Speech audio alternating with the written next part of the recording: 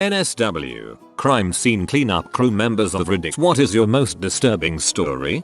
Found a guy dead in his apartment. Had been there for weeks. We had to process the scene, including rolling him over to take pics. Unfortunately, he was literally a dark green glob and was starting to liquefy into the carpet and walls. Rolling him over was like grabbing a 320-pound ball of goo. 2 gloves on each hand and still could feel everything. Also, if you die with your dogs in the room and enough time passes, they will literally eat exposed skin, which is normally your face. So bad. Does doing one on accident count? I used to do auto detailing in college for a car dealership. I was scrubbing the floor of a car and no matter what I did, the water kept having a red tint to it. So I pulled the seats and found about an inch of dried crusted blood and what I can only guess was brain matter skull fragments. Turns out it was a suicide car that the dealership bought at auction. It had been detailed before being sold, but they never pulled the seats. We called the cops to confirm it was all logged and shipped the car back to auction. The dealership lost their butt on it but wanted it as far away from their lot as possible. Hey, search and rescue personnel here. Working in Las Vegas, we see a ton of really messed up stuff. Chances are pretty high that if we're looking for a missing person, we'll find an unrelated subject. Worst one was when we were deployed to find a female stuffed in a suitcase. After recovering the female in the suitcase, the coroner said it was the wrong female in a suitcase and we were sent back out to find the right one. I guess I should clarify, though we aren't a cleanup crew, we are often tasked with body recovery. The coroner's office does the packaging and does the investigation. We then solemnly carry them out. Everyone needs to come home eventually. There's someone out there who cares for them. Funny paramedic story time. So a woman calls 999. Says she thinks her father is dead. Call handler advises CPR but caller states it is too late. Crew arrives and paramedic approaches remote house. Speaks to daughter, who is upset but advises she thinks it's too late. Paramedic enters property and finds what is effectively a skeleton in the kitchen laid on the floor. History is daughter is fairly estranged and lives overseas from her father, normally send Christmas cards and no other communication really. After 2 years of no cards, and him not answering the phone, she flies home and finds him dead in his home. I got this tale third hand on a Bad Job Stories night shift chat, so cannot confirm if all details are 100% reliable, but it makes for a nice tale. It's so sad to think that that man was so alone. No one found him for 2 years. A friend of mine is a cop. He just told me of a guy they found dead in his kitchen. The stove and heater were on and he was naked. They assumed he was just cooking while naked. You know, how we all do from time to time. Can't remember how long he said he was dead for. When they lifted him up to turn him around, his dong had sort of melted to the kitchen floor. As they pulled him upwards, the dangling participle stretched off the floor like a rubber band and released, slingshotting back to the body. It sounded absolutely disgusting as he described it. TLDR, melted dong stretched and slingshotted off kitchen floor. Police officer here attended a scene where a guy went to his ex's house, walked in, and murdered her as well as her mother and teenage son. It was clear from the scene that he had gone in with a rifle and shot the 3, but that the son had attempted to crawl to a phone in the kitchen. He then went out to his car and grabbed his shotgun and pumped a slug through each of their heads before putting one inside his own head. The son was in high school and was well on his way to college football. His girlfriend was scheduled to also be at the house but had last-minute issues with a family illness. Oh my god, that's so sad. Not a cleaner, but when mum died of a brain aneurysm, she was dead on the sofa for about 5 hours in front of the fire. I was the one who found her. The only way to describe that smell was cooking pork. I now cannot eat pork or cook pork for that reason, as that smell will stay with me forever. The fire was extremely close to where the sofa is. The living room was tiny and the heat was right on her. It was also a freak snowstorm at Christmas time. It was freezing cold in her old house, so it needed a lot of heat to be semi-warm. No, she did not cook. Ugh. I'm sorry you had to experience that. My grandpa didn't eat pork his entire life after getting back from World War II. Evidently he came upon a concentration camp and the oven must have still been warm. He said it smelled exactly like cooking pork. This is a third-hand account but basically goes like this. Forensic cleaner is cleaning up a murder kitchen in a big house. The police return to the property midway through the cleanup. They silently somehow alert her to the fact that the suspect is still on the property, then make a show of leaving again but don't really. The cleaner calmly finishes off and leaves. The police find the guy in the air duct with the murder weapon. He had been watching the cleaner the whole time. That is bone chilling. Frick.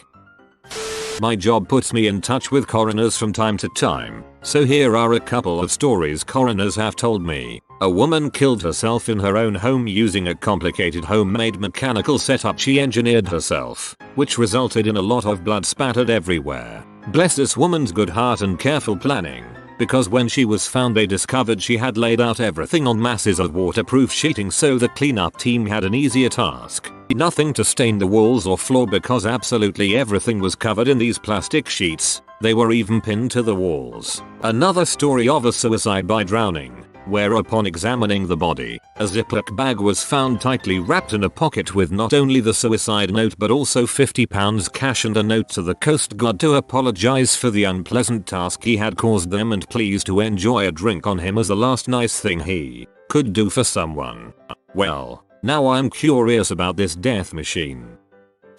I'm not a professional cleaner, but I have cleaned a murder scene before unfortunately. My best friend was beat to death with a baseball bat in his home. It's apparently pretty expensive to have these people come out and clean and his parents didn't have it. Trying to do what we could to help out, a few of his friends got together to clean it. I don't have anything crazier to say that I haven't already about the scene. The entire experience was extremely surreal and not something I think about often. I'd say the craziest thing would have to be the weird places we'd find a speck of blood with seemingly no logical way for it to have gotten there. Logic, of course, had left that room before we got there.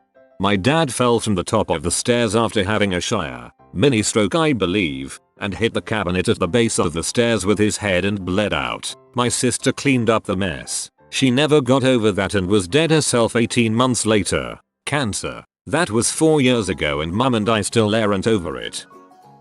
I'm not a crime scene cleanup crew, but I did have to clean up my father's brains and blood from the room he killed himself in. The people basically just didn't do a thorough job. There were red streaks down the hallway walls from the blood-soaked bed being taken out, and it's like they didn't have a ladder because the walls of the room were clean until nearly the roof, then you could see splatters. I found a piece of rotted, I'm pretty sure, brain stuck to the top of the curtain rails. There was also a smell we believe was from the blood soaking into the wooden floors, so we had to have those floors replaced. The podcast The Cleaning of John Doe is very interesting. It's about a couple who cleans up crime scenes. Be careful though BC, it's obviously disturbing material. My aunt died a few months ago in mid to late October. She wasn't found until Veterans Day on November 11th. She was using the bathroom when he believed she likely had a heart attack from mayhem effort, to which she tried running to the back door to get help. Along the way, relieving herself on the floor, she fell short about 15 feet from the door and dragged herself another 10. She lied there for 18ish days before a neighbor called for a wellness check. My dad, who is a cop, and I got up there before they finished cleaning up everything. At this point she had decomposed just enough to become a part of the carpet. However, the scaring part was not the body in late stage decomposition. Not my dad's or my first time, but the remnants of her face which we could not scrub from the carpet. In Canada, the floor gets demoed in those cases. Surprise, you even tried to clean the ground zero area. I had read from a previous post that a medical team witnessed a person wrapped in cloth with an electrode in his butt and the other electrode connected to a generator battery. The person was charred inside and his butt had melted and there was crap oozing out. I feel nauseous while typing this. The person was having some kind of kink play, but I guess the partner wanted him dead. Kinda makes you wanna know where that fine line is between loving the electrical kink play and getting your butthole so fried that you die. My dad had to clean up a place, a murder-suicide. The dude spread his blood all over the place and had a projector screening a false movie cover of him and his wife called The Betrayal, if I recall correctly. My dad's friend used to work as ambulance medic and came across a motorcycle accident. The biker said he felt fine apart from his stomach hurt where he hit the handlebar. Well, he undone his leather jacket and to their disbelief, as soon as he opened the jacket, out fell his intestines. Yes, he died. Somewhat related. My first apartment. Straight out of high school. It was a studio, but a severe water leak from above prompted management to give me the showroom unit. This was a 1-bedroom upgrade for studio price. Score. It wasn't until I had already lived there for 4 years and moved out that an ex-neighbor I knew told me about how that unit, prior to being a showroom unit, had someone die in there, body left unattended for 3 weeks. They had to get hazmats and whatnot to clear it out. He asks, didn't management tell you before giving you that unit? Nope. For what it's worth, had some good times at that pad. Interestingly enough, not illegal. My dad used to attend suicides on the railway. People hit by trains at high speed. He said there would be bits everywhere. He shoveled them into bin bags. Usually took 3 bags. He said that birds would fly down and pick bits of flesh up and fly off with them to eat. I remember us once in a restaurant. My dad said I had this bloke's head on a shovel table next to us asking if he could keep it down please. This is right up there with nurses. You know you're a nurse when you're the only one at the dinner party who's not allowed to say how work has been lately. Your stories about stuff that happened at work have made people at other tables at the restaurant physically sick. It's always the kids. I work cleanup in a big city and the worst one I came across was pretty recent. Guy killed his wife and 2 daughters with a shotgun. Having to go through the family home seeing photos of the family together, and then having to pick them up and clean it up. Nothing really messes with me anymore, but this fricked me up. I don't work in Leo or crime scene cleanups in any way, but I got the chance to do an internship series of ride-alongs with a forensic detective in college. Granted, I only have like 3 months of really part-time experience. I was with a gal that got a call to a public restroom at a park at 3 AM. Someone had their stomach cut open inside one. Their intestines were pulled out and subsequently used to strangle the injured victim. After death, the victim was stabbed with a Phillips screwdriver 197 times throughout her body, and then he fricked her corpse before killing himself. Well then. My dad's friend did this as a job during high school. His worst story was that he had to clean up an old man who had been dead for a couple of months, sitting on the couch. Nobody had realized he was dead until the neighbors complained about the smell. His body was decomposing. So when my dad's friend lifted him from the couch had actually somewhat combined with the body. In fact, the maggots had eaten through his body and into the couch, and were now in the couch. Either way, they decided to dispose of the couch by flinging it out of the window, 2nd floor, and would later dispose of it after cleaning everything up. After being done with the room, they went downstairs to pick up the couch. However, when they got there, the couch was gone. Someone must have stolen it and taken it home. My grandfather used to accompany his neighbor, Brian, on pickups. Undertaker in the 70s saw less regulation. Brian was grateful because he was only one person on call on the weekend. So when you got a railway job, him and my granddad used to have to walk half a mile picking up body parts in a bucket, and it sped the process up. The worst call he could ever have was a small child. He said he could cope with bodies of older people rotting away, but when it came to a small child, he used to think it was a waste of a life, and that child had a right to grow up. It used to play on him for a few days. I come from a family of firefighters, and the fires they went to where they had dead children haunt them for the rest of their lives. My grandfather still cried into his 90s about some of the fires with dead kids. That really messed him up like nothing else. My stepmom is a real estate agent. She was visiting an old woman because neighbors were complaining about the smell coming from her apartment. She had to call a locksmith to open the door because the key was still in the door's lock and the woman wasn't answering. They opened the door and found the lady laying face up on the ground. Well, technically, half face. She had cats and, running out of food, they started to eat her face. She died from a heart attack 3 weeks ago, and the cats decided to do the cleanup by themselves. My stepmom was, obviously, very shocked after that, and luckily never encountered something like that ever after. Not a cleanup crew, but one of my profs, forensic entomologist, told us numerous stories on the cases she worked on. Not sure if this counts, but definitely one that sticks out the most. Prof was driving from the campus and was stopped by a swarm of cops on her way down from the university looking for an assailant who was stabbing people, as there was a student that was found with multiple stab wounds. Turns out it was a student that didn't want to take an exam, so he stuck a knife and attached it to a tree and repeatedly backed himself in it, so he had multiple stab wounds all over his torso. Student survived BTW. I work in maintenance on the railway, so I have been called out to too many accidents and suicides in my career. None of them are pretty, but this one stuck with me for a while. It was so bad the cleanup crew couldn't do a good job and needed our help.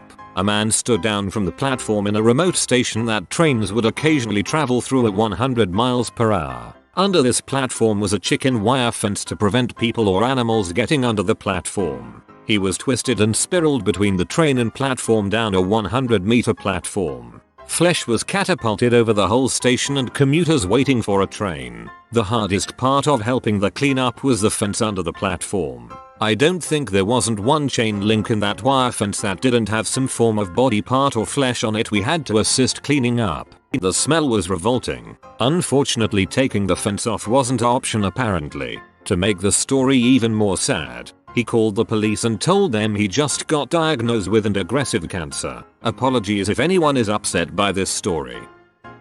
A friend is a paramedic in the southern US and said his worst was a morbidly obese man that died on the toilet and wasn't found for a while. The skin sloughed off into a gelatinous goo mixed with crap and fell into the spaces between the sink and the shower.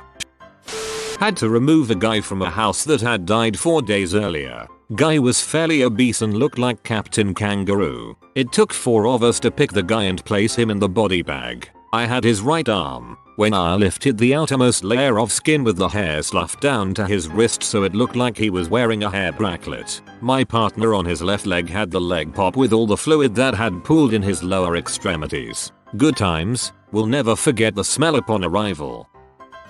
My mom doesn't talk about it much, but she went to the store with my sister who was 11 months old at the time, and my dad killed himself by swallowing his entire bottle of antidepressant pills. A lot got caught in his throat, so instead of just ODing he ended up choking on pills and then dying choking on his vomit in their bed. I was born 2 months later. My mom said she wanted to break down but had us 2 kids to live for, so she just kept carrying on and cried during the nights for a long time. Bless your mother. I cannot imagine. A story about my friend's workmate. He used to work in the civil defense force and was called up to a domestic abuse scene where the girl was killed. At the scene, he asks his superior where the girl's hair was. His superior simply replied, "Her hair is downstairs. You can go and find it." The man had ripped out the hair with the scalp off the girl's head. Not cleanup crew, but I worked at the coroner's office for a while. The worst are always shotgun to head, often suicides. It's a terrible mess and nothing the family should ever see. Heck, nobody should ever see that. There once was a suicide by hatchet. That was somewhat extraordinary. There was suicide by hanging, where the suicidal person would choose a place where they would be found by a particular person, wife, kids, pregnant girlfriend, and I always found the suicide notes very disturbing. Because some of them seem lost reasons that are just hard to grasp, because from the outside perspective, you can see that this is something temporary, something that might get better. But the person who wrote it was of course in such a bad state that they didn't see a way out. One listed his debts. It was $50 here, $150 there, all maybe $500. $500 for a life. But of course the debts were probably only part of the problem. One was making a pro-contra list on whether to commit suicide. It seemed pretty balanced, but of course, apparently for him it wasn't. Many of them, you would just want a hug, knowing that hug would not solve their problems, but they seemed so badly in need of a hug. And I'm sure some had family who felt that way as well and would have loved to hug them, but it was too late. I don't clean them for a living, but had to clean a few apartments when my uncle managed an apartment complex. We had one tenant OD on H. He sat there for roughly 3 weeks before anyone noticed the smell. They took his body and left it to us to clean up. The dude vomited on the ceiling. There were little dry droplets of vomit all over the ceiling right above where he died, and to top it off he basically liquefied and left a puddle of gut juices on the concrete foundation underneath the carpet. I thought that crap was left to a professional team, but I guess it's optional, and if you don't want to pay for it, you can scoop the brains and blood up yourself. Or you could have just quit your job on the spot like holy shit.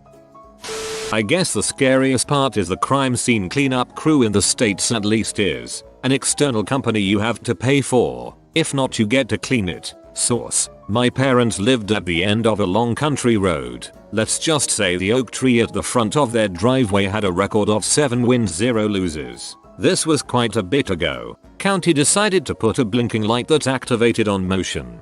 Doesn't do much good going 120 miles per hour at it. Pretty sure its kill count is in the teens now. Not a cleanup crew person. A photo shop I worked in back in the 80s in Palm Beach County did the photo developing for the county's sheriff's department. Keep in mind that this is the crack epidemic times down there, and gangs were killing at an indiscriminately prolific rate. I can tell you the photos, many of the crime scenes are gruesome and horrific. Some were tortured before they were killed, others were killed in an over-the-top way. Dead murdered kids were the worst. I stopped having as much faith in humanity as I used to have working there. The photos gave me nightmares for years.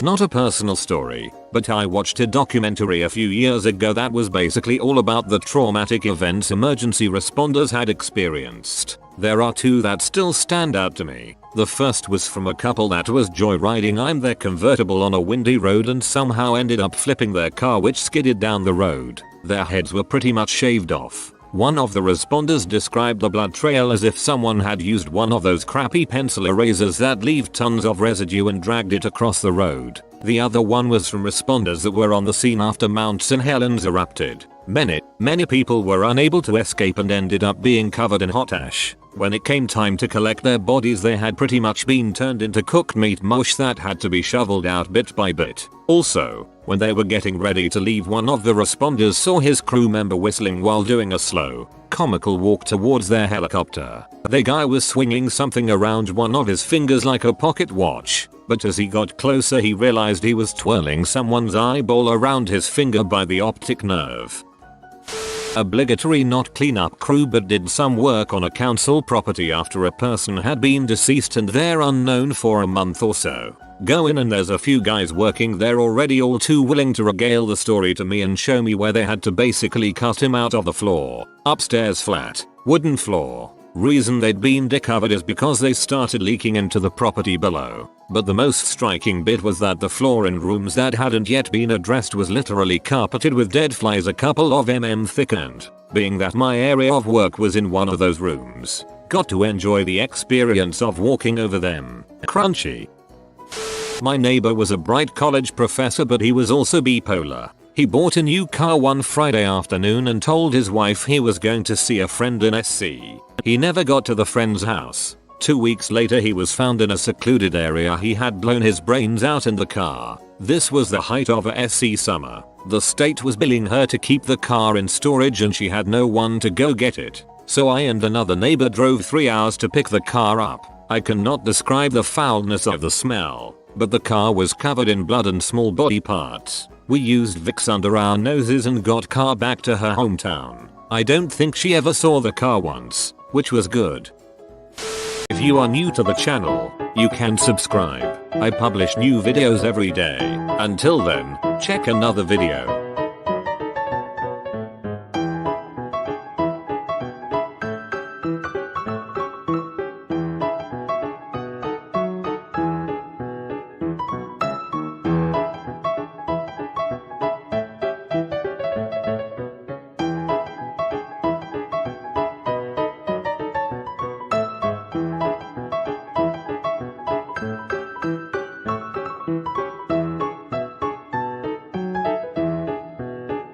Bye for now.